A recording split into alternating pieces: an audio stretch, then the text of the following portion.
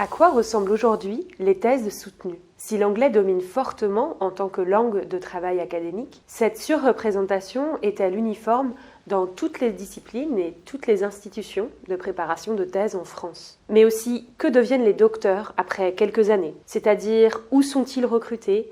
Vers quel territoire et institutions se déplacent-ils? Quelles sont ces transformations du doctorat en management que l'on nous annonce depuis plusieurs années?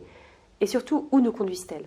Dans notre rapport sur le devenir des docteurs en management en France, nous proposons des éléments de réponse et retraçons les évolutions de la thèse en management. Nous décrivons comment les docteurs en management s'insèrent professionnellement, qu'il s'agisse d'institutions publiques ou privées, et au-delà.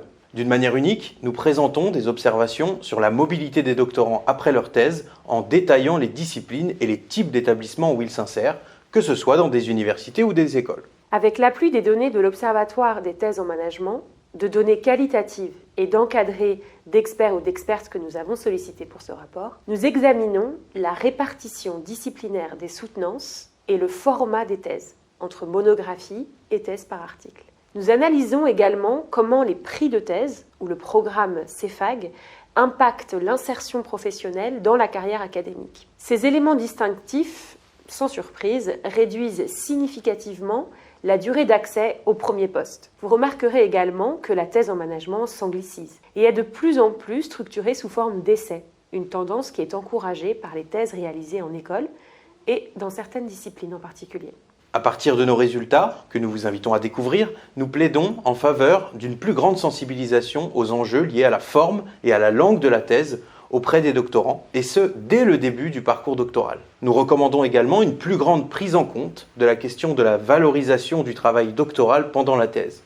Ce rapport est aussi une première étape vers une nécessaire étude plus systématique des évolutions de la thèse en management et de l'insertion professionnelle des docteurs. Face à la qualité des thèses produites et dans le cadre d'une régulation nationale des candidatures, nous encourageons la création de postes supplémentaires dans les établissements. Cela permettrait d'offrir des opportunités aux acteurs d'une part, tout en garantissant des conditions d'apprentissage optimales aux 18% des étudiants français inscrits dans une formation en management. Ce rapport s'adresse donc aux doctorants, directions de thèse et institutions organisant les programmes doctoraux et recrutant des docteurs en management. Nous pensons qu'il permet de se lancer en étant plus éclairé dans le parcours doctoral, dont les apprentissages ne sont plus à démontrer, tout comme son rôle pour la compétitivité du pays en matière de recherche. Les décideurs publics y trouveront également un panorama utile pour orienter leur stratégie de gestion des ressources humaines, en décidant de la place que nous espérons renforcer qu'ils accordent aux sciences de gestion et au management.